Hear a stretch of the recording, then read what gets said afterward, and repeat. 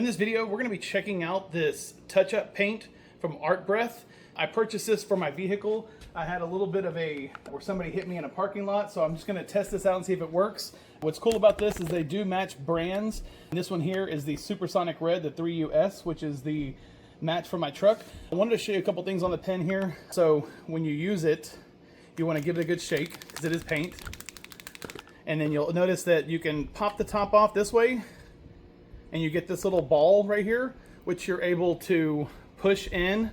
And as you push in, it's gonna let paint out, and you'll be able to do little tiny touch-ups.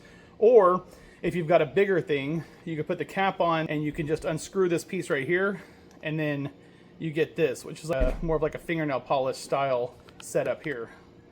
So I'm just gonna touch a little bit on here first, using the ballpoint to see if it is indeed the right color here. So you're just gonna give it a little squeeze, and as you can see, the paint is coming out right there. Filled that little spot in right there.